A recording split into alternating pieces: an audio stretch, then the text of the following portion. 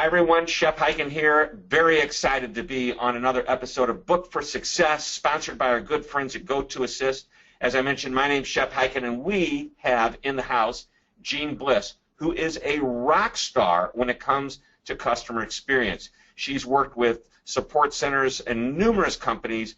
She travels all over the world delivering amazing speeches and helping companies be better at customer support, customer experience, and she has just come out with a new book, The Chief Customer Officer 2.0.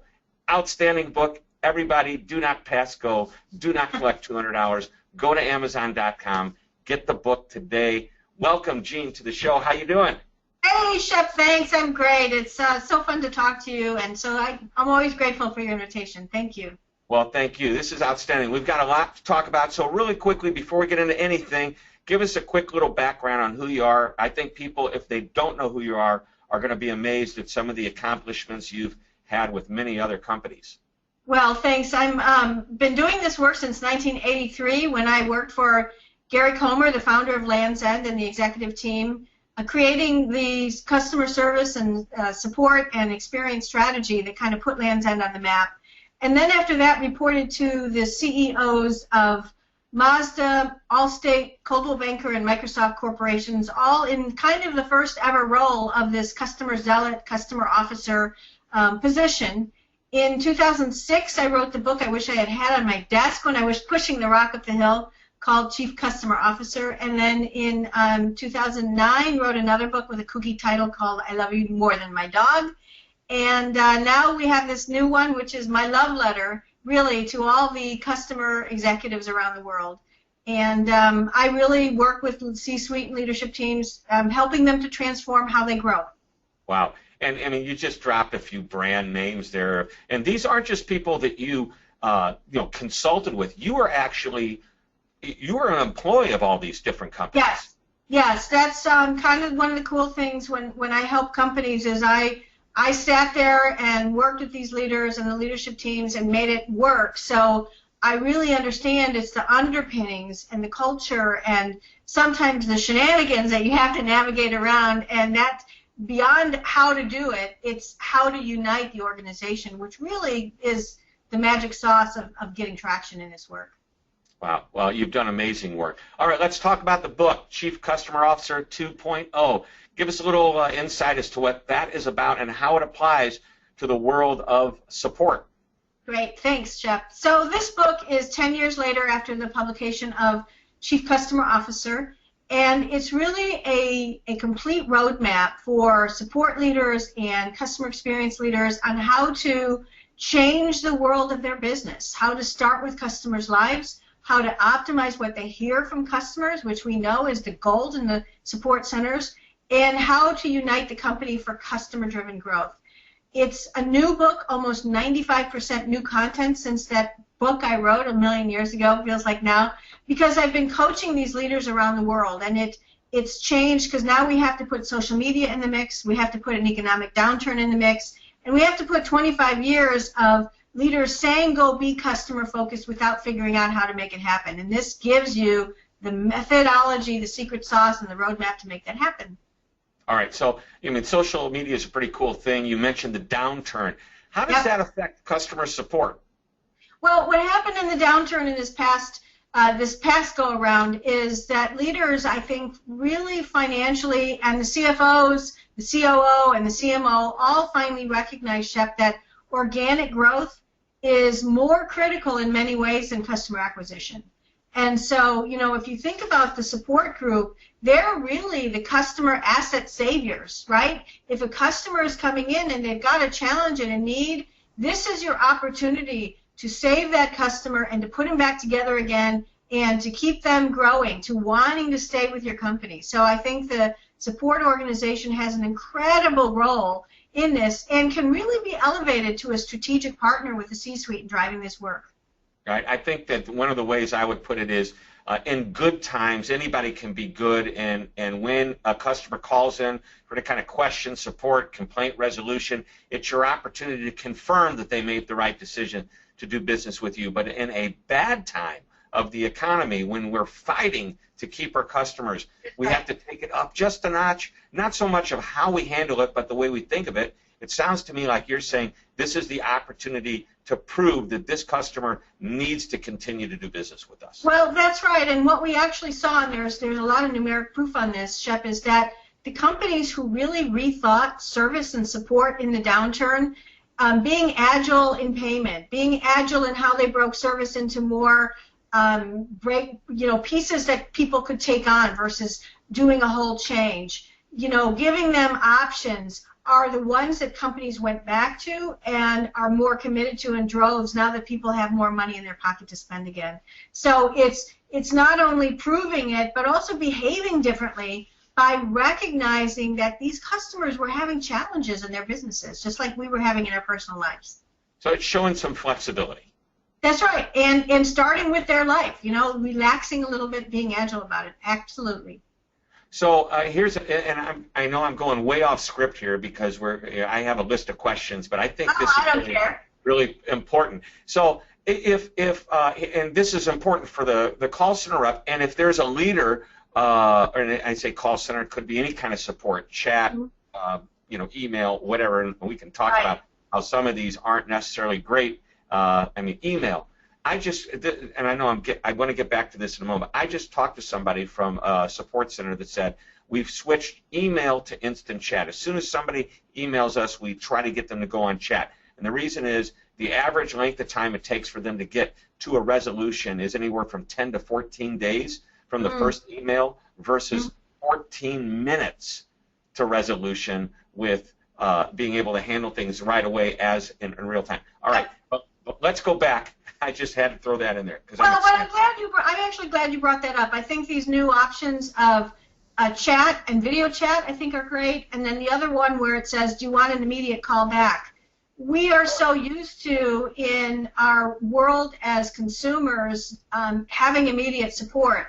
Those things are really critical, and even if you can't solve the problem, you can start bringing the customer down from the frustration level they have with, like you said, that human interaction. So I'm glad you brought it up. I think it's an important point. Good. All right, so back to the concept of being flexible for the customer in tough economic times. And tell me how you feel about it. For the people that are listening and watching this show, you've got perhaps a leader that's going, okay, how do I do this? We have to empower the front line to make good decisions, and I have the belief that we need to give them the ability to say yes to a customer versus having to always go back and check with the manager to make sure it's okay. Couldn't agree more. So, go ahead. Were you having a second question on that? Well, I have this concept, and it's an old concept that I believe in. It's not originating with me, but it's 1 to say yes and 2 to say no. In other words, if I have to say no to a customer when they're asking for, say, flexible terms, before I say no, I go check with my manager. But I should be able to know what parameters I can go, how far I've got, and be able to say yes or work out something without having to go get manager's approval. And flexibility in payment, that's just one thing that you brought up. It could be a number of other issues as well. Yeah, I'd like to introduce the word deliberateness. Being deliberate. Yes. Okay. And here's where it comes into place is if you think about the reasons a customer calls a contact center or call center or support, technical support, even calls into your billing department or legal to get an answer.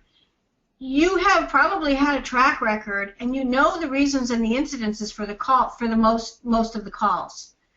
You should also know kind of the value of the customer that's calling in, and then create, to your point, the playbook for people on what they can do without touching a desk asking for permission, and then give people levels of flexibility. If it's a 10-year multi-line highest value customer, all bets are off, do what you need. Otherwise, here's some other things you might be able to do. And it's that lack of deliberateness, of being deliberate and really loosening the flexibility because we know what's going to happen, that forces our front line and our people to keep going back and asking for permission. But if you bring them in a room, your call center people or whoever, and say, hey, where are you having to touch the desk? And let's just release these things and create a way. Now you're proactive, and you're releasing a lot of that over and over and over and over again, because they're probably going back and asking the same question over and over again. Right. I mean, one way, I mean, training is obviously the place to get this done. And as much as I personally hate role-playing and putting that rep in the shoes of having a customer say, okay, this is what I want, and having the rest of the team watching in real time what's working and not working, getting feedback from a manager who says, that's perfect, or try this. We do a little thing where we role play, and well, actually we don't role play. We say, here's a situation in small groups, kind of come up with what you think the right response would be, and then everybody reports out, and it's whoever the head of the it could be the center, it could be even the CEO. What would Bob or Sally do in this situation? You know, the executive, and he's like, well, what would they do? And then you have that executive there saying, yes, that is a great idea. That's exactly what I would do. Boy, that's phenomenal. I didn't even think about that. Or, you know what? I think you're on the right track, but this is what I do differently. Yeah. No, I agree with you. I also think there's a place for technology in this. One of the things we did at Land's End, you know, I don't know if people know this, but my job was training the 2,000 phone reps that we had there. And my goal was to make them superheroes. And so what we had was every time they brought up a product, we had 24 lines of information for them, telling them if there was an alert on it, what things they could change out if the product wasn't available, how the color was different. They had a hotline to a room of people trying on the product for them, so that, you know, even though these were phone women and men who woke up at 4 in the morning and plucked eggs from the underbellies of warm hens before coming to Land's End, to the customer, they knew everything about every product. We trained them on it, but they were superheroes because they had information at their fingertips on the screen, so they weren't guessing or hemming or hawing. It was right there for them. So this confluence of high tech and high touch, I think, really is important, especially now, because we have so many tools to make that happen. Getting that right answer the first time from the rep that you're talking about, I know, and I've learned, by the way, most organizations don't operate at the level that you're talking about right now. So if I don't like the answer that I just received, I will hang up the phone, I will call back, and guess what? Most of the time, I get the answer that I like. Yeah, I call it service roulette, Shep.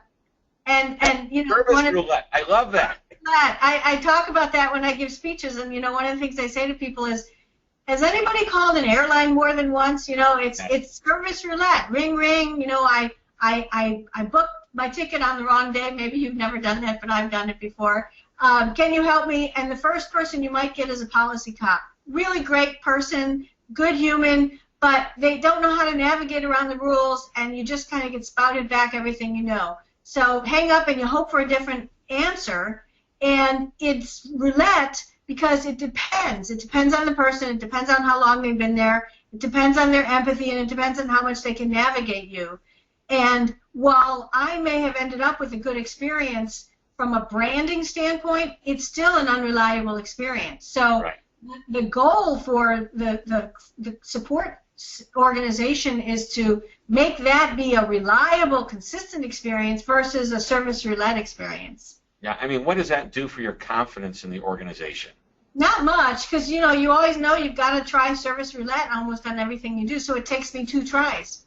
Yep, and sometimes more. Customers want a predictable, they want that predictable experience that they know is going to happen the next time, every time. All right. Yeah, and in fact, go ahead, I'm sorry. No, go ahead. You have a comment. I want to wrap it up. Yeah. What we know in social media is you're not going to earn the right to that rave unless you've got that. So it's like the entry. Reliability is the only way to get people singing your song. Yep. Consistency, predictability, and reliability. All right. All of this is great, and we're talking primarily about customer service and support. It fits into, and when I ask people, or people ask me, hey, what's the difference between customer service and experience? Big difference. How does all of this fit into experience, and can we get your definition of what you feel customer experience is compared to typical customer service?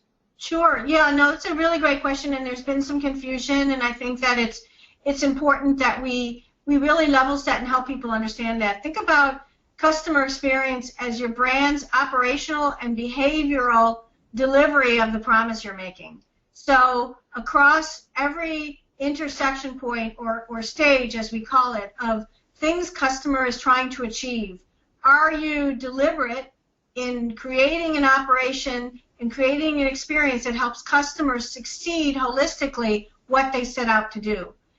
For example, one of the ones I talk about a lot because it's easy for everybody to understand, Shep, is the billing experience. In a traditional company, if you've got, let's say, a lousy survey score on billing, the CEO will point to the guy who runs billing and say, hey, Joe, you run billing, can you go fix the bill?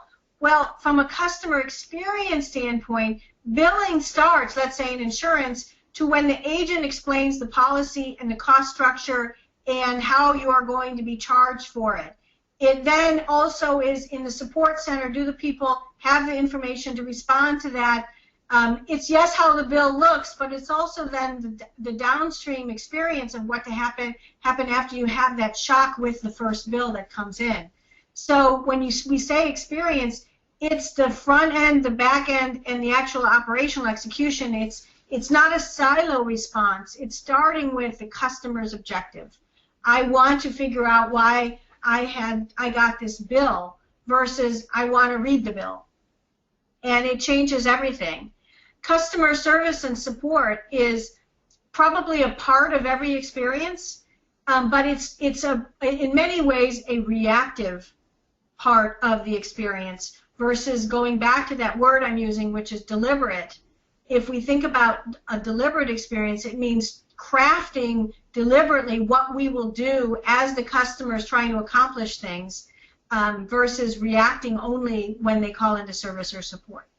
Yeah, and then you've got that concept of customer success, which I think ties into this. What are we doing throughout the experience?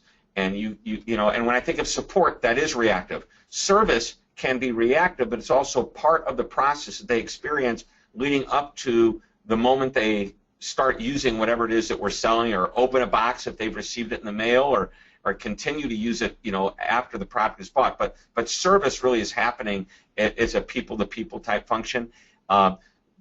When you're deliberate, what do you feel about companies calling up a customer and saying, want to make sure that you receive this, want to make sure that you know how to use it, we want to give you a lesson so that you don't make a mistake? When I work with clients, we will often draft, before we get into a lot of the mapping of the processes, we'll draft the journey stages that the customer is going through. So if we use a retail or an online store example, it might be researching and finding out about the company, looking at products online, ordering, product receipt, follow-up. And so the journey is about being deliberate around even initially educating people and giving them a place to learn. A lot of companies forget what I call the bookend stages of the experience, which is the front end, make me smarter, and the back end, know me and stay in touch with me. They jump immediately, Shep, to react to the tactical or the blocking and tackling, the operational stuff. But what you really need to do is start with, how does the customer search for a product? How do we, for example, proactively let them know something's out of stock so they can pick another item?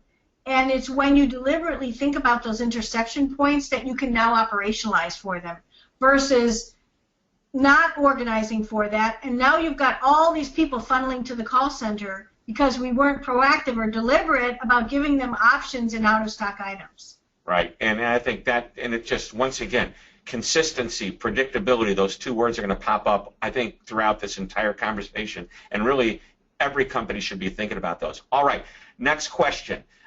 You have talked about the right to growth by improving customers' lives, and you mentioned customers' lives, improving them just a little while ago. What's that all about? What do you mean? Well, if you're going to be a company, I call them beloved companies, that grow by taking care of customers and employees, you need to start with their life and what they're trying to accomplish versus your objectives and what you want to get from them. You read people's mission statements and it's, we are going to be the best software company in the world, achieving this much growth. Well, what about what you're going to do for customers to improve their life? And so this is this notion, Shep, of starting with, in each stage of the customer experience. For example, what we do is we have people write the quotes. We want customers to say that they have been able to achieve in that stage. So then you have to operationalize to earning that quote. So you need to earn the right to grow, earn the right by starting with their life and improving their life. Especially in social media, what customers will talk about is, how did they help me? Did they improve my life? Were they consistent and reliable in doing that? And how did they make me feel as a result of that experience? And that all needs to be baked into the experience or service design work that you do. And that's the shift. You know, a lot of companies have been doing Six Sigma and quality, but that starts with the company's point of view. This redesigning from an experience point of view starts with the customer and their life and their objective. And that's the flip. Yeah, and if you focus on the customer before anything else, and by the way, I expect every company needs to operate in a financial, positive level. They need to make some type of profit or they can't continue to exist. But if you focus on profit first versus a customer, you don't always win your customer. Focus on the customer and the profit may, in fact, follow. And I think that's what you're trying to say. Absolutely, and it's not just profit, it's also cost reduction in the end of the day because, especially in the world of support, when we start to inventory and analyze the reasons for support, it's lack of deliberateness and lack of reliability that pushes all these extra calls. And all these extra calls are workarounds and redos and, expensive calls. So you can improve your top and your bottom line by being very productive, but also deliberate and proactive in kind of re-architecting these experiences. Yeah, and it is a growth. Go ahead, sorry. No, it is growth. Go ahead. It's a growth strategy. Mm-hmm. I think, and that's why I talked about the economic downturn. We now have leaders recognizing this is a growth strategy. This isn't something nice to have or a cost layered on the real work of the company. This is the work of the business. Right. And I think if you are focused on what you want the customer to say about you, that's kind of like a brand promise in reverse. That's right. Say, oh yeah, here's what we're going to promise you, but the customer gets to determine whether or not you fulfill that promise. Well, we're taking it to the next level. What do we want our customers to say about us, and what can we do to get them to That's say? Right. That's right. And it's, that little exercise flips leaders so brilliantly. The other thing I have people do is I have them read quotes from customers. We kind of cut them into Chinese fortune cookie strips because, Shep, you probably read a lot of customer verbatims. When you start reading them by page, a lot of it comes from the support centers. Your eyes start rolling into the back of your head after, 1 or 2 pages because it's just a mess. Why is it happening? And why is it happening over and over and over again? Can't we fix it and get it to go away? That's right. So we cut those into Chinese fortune cookie strips, and we organize them by stage of the journey. And then we have leaders read them out loud to each other by stage. And then we send them to a wall with big red dots, and they have to put, for that stage, were we 100% reliable? Were we sometimes reliable? Or are we frequently unreliable? And when you have leaders finally start looking at it holistically from a reliability standpoint, now they get the work of customer experience, and they get why this is impeding growth. So just a couple little activities will, I call it the Vulcan MindMeld Shop. Well, I think that any company that is listening and watching this show right now, I know some people do listen and don't have the video capability, but I think that to do just a couple of things that we're talking about, and journey mapping is one thing, but adding that level that you're talking about, and you'll call it the fortune cookie strips, whatever you want to call it, doesn't matter. It's let's put it there and let's say this is where we're getting these comments. Do we want more of these comments or do we want less of these comments? That's right. If it's a complaint, what do we do to mitigate or eliminate? And the key to this work really is operationalizing, breaking it into bite-sized pieces. One of the things I did in the new book was I call them leadership recipe cards. 2 or 3 things get your leaders to start doing in unison, and that will change things. For example, journey mapping. It's become a shiny object, right? It's become kind of cuckoo and too big, too fast. People map the journey, they map all the touch points, they've got binders of Visio maps.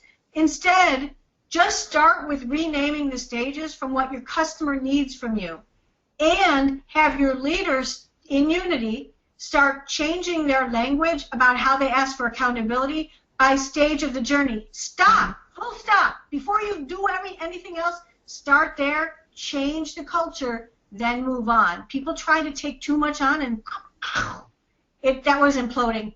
Yeah. Dude, I like that. One more time. Yeah, that's some Italian sound effects for you. It's a high-tech show we have here. Yeah, isn't it? I'm kind of weird. Well, hey, we're starting to wrap up here. I think you've given us great information. Let's get back to the book. Let's get back to the title. Not so much the title of the book, Chief Customer Officer 2.0, but just the title that these people in organizations now have, Chief Customer Officer. It's becoming very popular. I wouldn't call it a trendy title. I think it's an extremely important title. Mm-hmm. What are the true responsibilities of the CCO? So that's a great question, and it's to enable the organization to be united, Shep, to make improvements where the focused improvements are going to give them the greatest yield.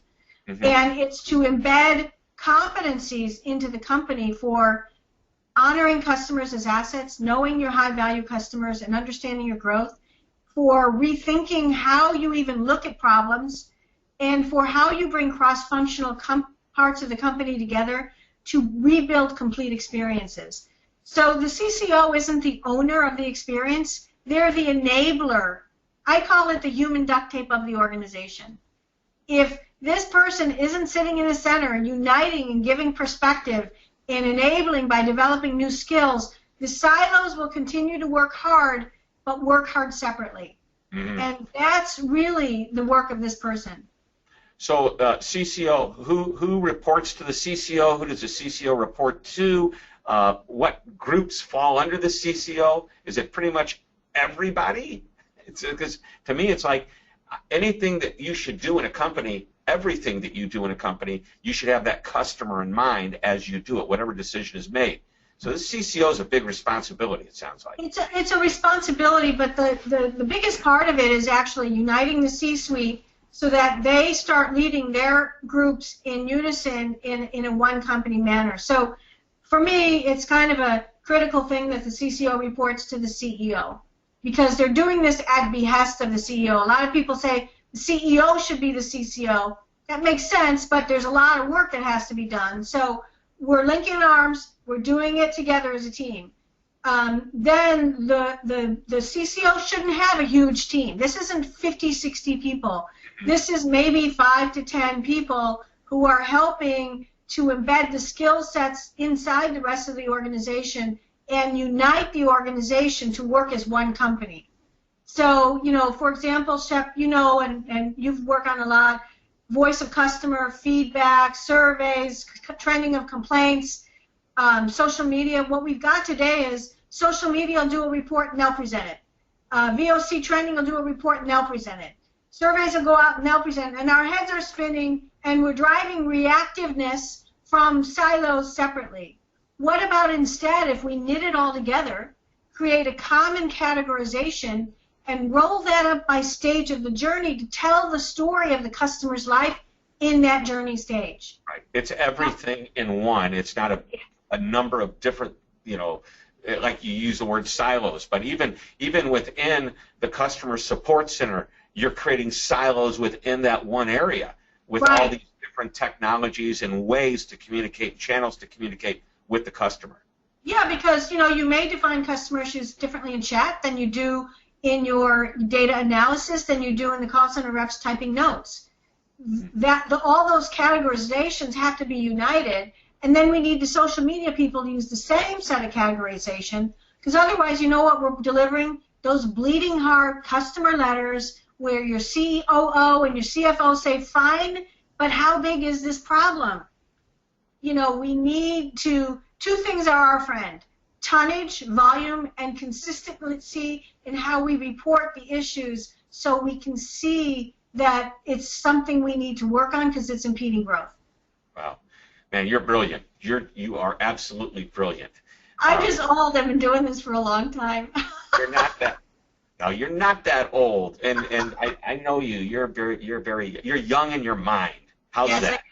It's fantastic. I just love this work. I work from passion. So I know, and I am the same way. That's why when we get together, we can talk for hours, but we only have a moment or two left. So, from the book, or any last-minute thoughts that you would love to leave this audience, like what's the most important thing?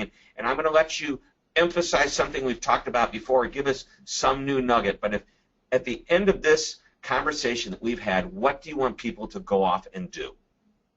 I'd love for them to read the book, because it really is my gift to people. It's my pay it forward gift. Took a year off my life to write it. But know you can do this, but you really do need to engage your C-suite and your CEO to become the strategic transformation change agent. Don't stay in your lane of the support center. Recognize that to move to this kind of a role, it needs to unite the C-suite. And you've got it in you. A lot of the great CCOs have come from leading this operation. So go get them. Great ideas. Jeanne Bliss, you're a gift to us in the business world, and we appreciate you. You've taken your time to do this. Thank you so much. You're welcome. Thank you. And I'm at customerbliss.com if we didn't mention it before. Customerbliss.com. Yeah, That's BLISS. And yes. From our friends at Go to Assist, I want to thank them for sponsoring the show. Booked for Success. Booked as in book for success. You need a book like this to have your success. My name's Shep Hyken. We've been talking with Jeanne Bliss. Thanks, everybody, for tuning in.